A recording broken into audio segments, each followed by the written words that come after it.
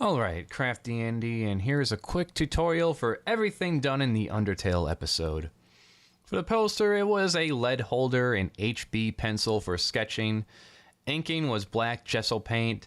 With it being more of a cartoon comic book style, I wanted to outline the characters. Thicker outlines for subjects in the forefront, thinner lines for the insides of characters and backgrounds.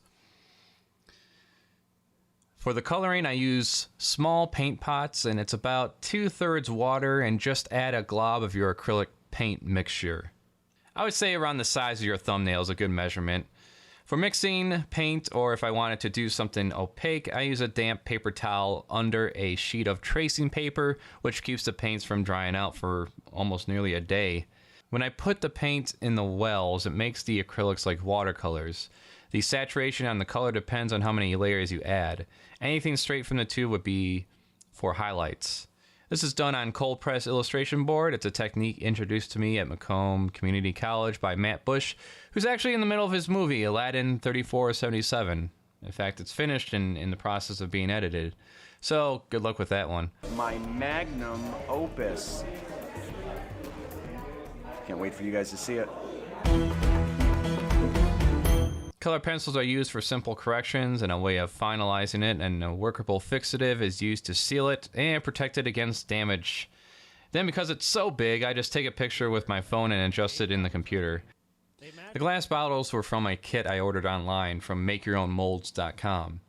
It took 3 attempts to get it right. My first attempt, making the mold, I didn't set the bottom correctly and it leaked out, as you can see here. Second attempt, I cut out the wrong side and one of the walls was weak, leaving 2 indents in the bottles. Third time's a charm, and I got over a dozen sugar bottles made. The Temmie flakes are simple triangles cut from foam with a printout glued onto a painted Kellogg's box. And that pretty much covers everything. If you're looking for a more in-depth look into the game and creation of the poster, then check out the... Next up, we have a whole series of monster drawings, Siren Head, monsters and their pets, and then Sonic the Hedgehog. I have prints for sale at my Art Pal store, Patreon if you want some digital downloads for free. And that pretty much covers all of it. See ya. We have a quiet little game that inspired an entire fan base. Music, artwork, and Rule 34 galore.